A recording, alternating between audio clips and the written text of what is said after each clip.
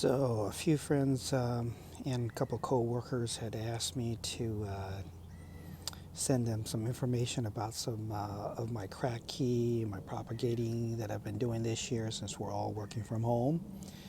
And instead of just emailing everybody separately, I thought, let's just do a video and just go through everything. So these are my Home Depot pots, and I have two around the corner and two up front here. And what I typically do is I let the water sit overnight so I can aerate them properly. And then what I'll do is I add the solution in there a little bit later today.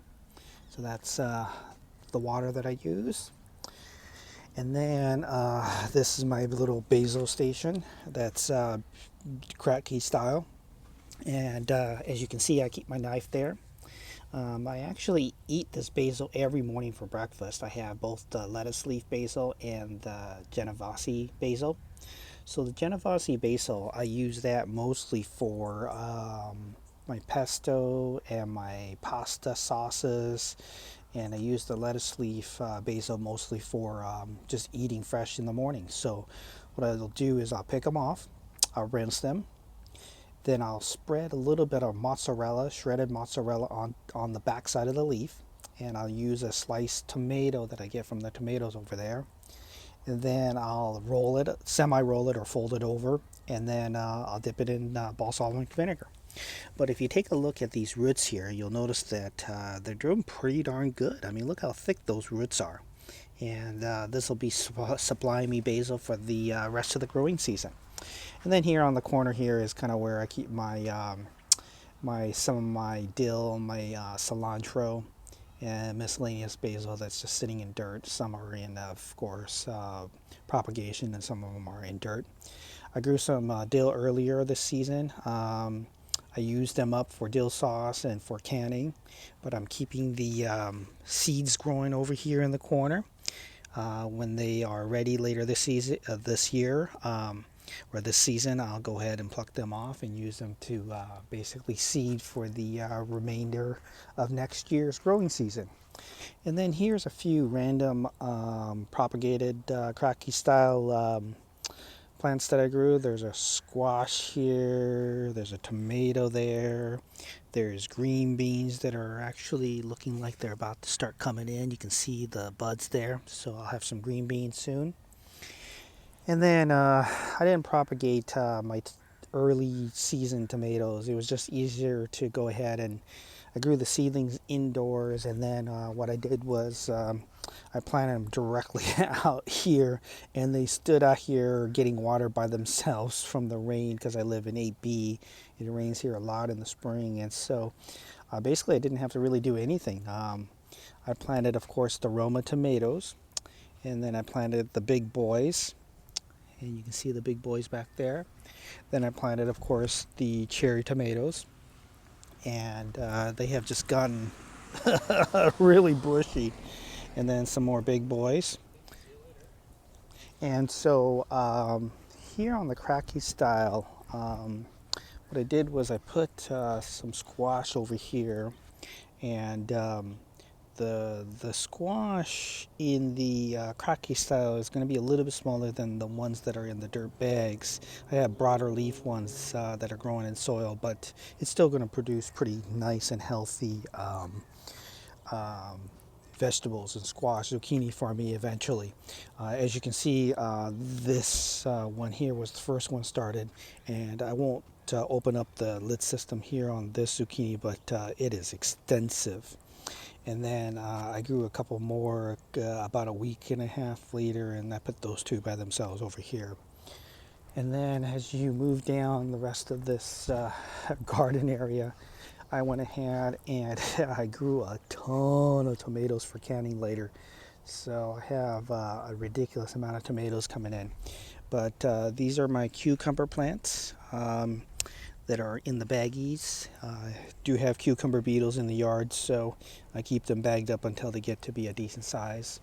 And then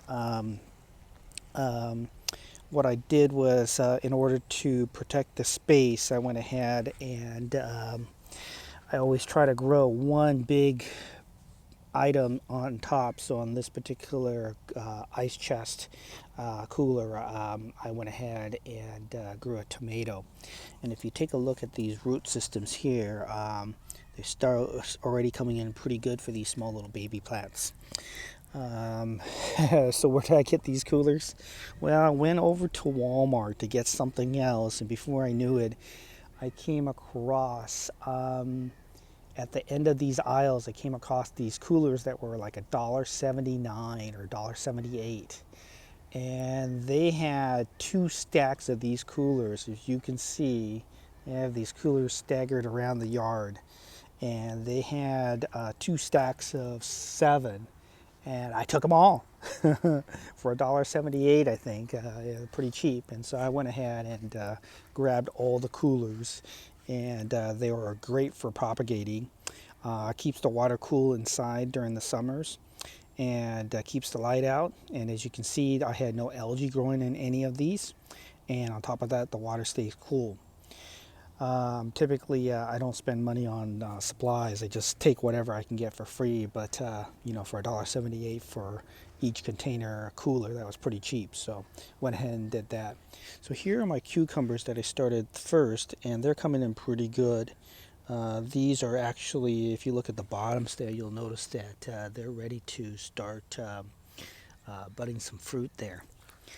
And then I have some miscellaneous tomatoes, and so I put them there. Yes, tomatoes are big plants, and I put them in these coolers, so they're going to be jam-packed in there, and I'll be tying them off to keep them close. But it'll be kind of be like compartmentalizing growing, where people kind of pack their bush beans kind of closely together. I'll be doing that basically for those tomatoes. And then here's some more squash coming in pretty good there. You can see that the flowers are just ready to bloom here, and so they're starting to protrude out. And I would assume by the end of this week the stem will be long enough and the flowers will be coming out. And so grew a lot of both zucchini, squash, and then grew a lot of cucumbers this year. Here is my Satsuma orange tree. It's a dwarf orange tree that can actually be planted in the ground here in zone 8B. It's pretty hardy. Then to go along with my tomatoes and my cilantro, I am growing a lot of jalapeno peppers. I'll use them for my pico de gallo, my salsa, along with just making a bunch of Mexican dishes, plus just eating and stir fry. I'll just go ahead and use these peppers. So those are there. And then early in the season, as I said before, it was just simpler to go ahead and just put my early season plants, grew them inside and threw them in pots, and then threw them outside, so I didn't even have to bother watering, because it was raining enough here that the rain itself would water the pots and I didn't have to do anything. But my peppers are coming on here, and so I'll have to do a better job of picking them off here in the next day or two. And then, as you can see, here are my rows of tomatoes. I'll be getting a lot of tomatoes to eat, and I'll be canning quite a few. And then yesterday I went through here on my second jalapeno container growing in the propagation kratky style, and I had to go ahead and prune off some um, leaf roll and some spots on here. Actually, I see another leaf here that has some spots, so I'm going to go ahead and nip those in the butt right now, just because it's just better to chop off anything that has leaf spots on it. And so hopefully that'll come back. I noticed that this one here has leaf spots there too. Hopefully this plant will recover, because there's quite a few leaf spots on here. That's not good. And so chop them off, and hopefully that'll come back. And I sprayed this, but unfortunately I'm not sure if I want to be able to protect these plants from the leaf spots. I'll probably spray again with copper fungicide today. It doesn't cure the problem, but it does halt the growing of leaf roll and leaf spots on here. And They're kind of pretty notorious for tomatoes and jalapenos and peppers to get this. And there's really no way to cure any plants that already have it, but what you can do is by spraying it on there, it prevents it from jumping from leaf to leaf and from plant to plant. So I'll probably go ahead and mix some more copper fungicide and spray it today. Copper fungicide does work better than neem oil spray when it comes to this type of to leaf type diseases. So there you have it. Here is my 2020 kratky slash propagating garden that I did. I would say I approximately did maybe 80% of my gardening this year with the kratky propagating style. And as you can see through these bushy squash plants that they have really taken off. And it's nice because I don't have to worry too much about these. Once I fill them up with water, they last more than a couple weeks, and so I don't have to bother doing anything for a 2-week period, and so that works out pretty good. But there you go. I will check back a little bit later and provide you guys kind of update of the end of the season wrap up as after I complete the harvest and have taken care of the last harvesting and cleanup starting. Okay, talk to you guys later. Bye bye.